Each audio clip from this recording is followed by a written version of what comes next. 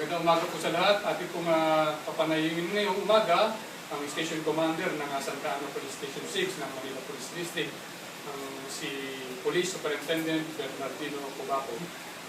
Superintendent Cubaco ba? Magandang umaga po. Magandang umaga rin.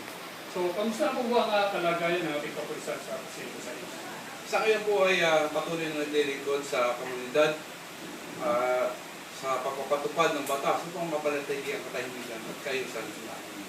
So, sa ngayon po, kamusta na po ang ating nasasakupan dito sa Santa Ana? Sa ngayon po ay patuloy na pagpapatupad na upang magkaroon ng ugnayan sa ating barangay upang sa ganun ay madali nating may address kung ano mga problema sa ating nakasakupan. At ang Santa Ana sa ngayon ay may bibilang sa isa sa matahimik at maayos na lugar sa Maynila. Wala po tayong mga reported na mga major or untoward incident sa lugar. So, ano po bang mga sinasagawang programa ng ating kapulisan dito sa Station 6? Ang pangunahin pong mga programa na ating pinapatupad dito ay ang involvement ng ating police-community relation. At nandito ang aking mga tauhan. Sila ay masisipag na gumaganap sa kanilang tungkulin. At isa sa mga programa na nakapalo dito ay ang Ronda sa Zona program. Kaya ano po bang layunin nating programa sa Ronda sa Zona? Well, ang layunin na nakapalo sa ating Zona program ay pag-organisa at pag-mobilize ang ating mga barangay peace keeping action team bilang partner ng ating kapulisan sa ating mga programa at sa pagpapatupad ng batas sa City Ordinances sa lungsod ng Manila.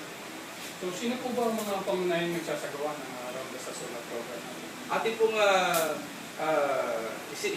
sinali sa ating programa ang mahalagang partisipasyon ng ating mga barangay chairman, kasama po ang kanilang barangay XO, ang kanilang mga tanod, at kasama na rin po ang PIPADS natin at ang ating mga pulisan ng Santa Ana dito sa nasasakupan ng mga kanilang. Sa programa po ito, sino po ba ang pangunahing makikinabang?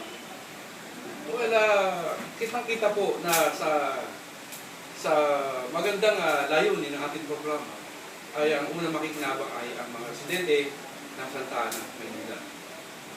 So, ano po ang pinaka-epekto ng nasabing programa? Malaki po ang epekto ng nasabing programa. Iyan po ang pagbaba ng bilang ng krimen.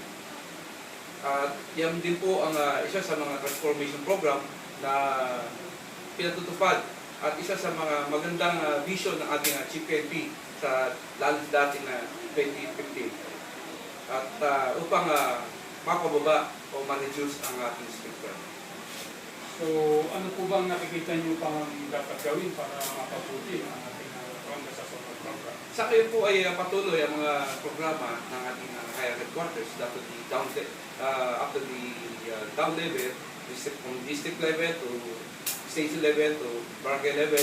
Ito po ay patuloy na pagsasanay sa ating mga kapulisan, pati na rin po, kasama rin po rito ang mga barangay keeping action team, pati na po ang ating mga NGO.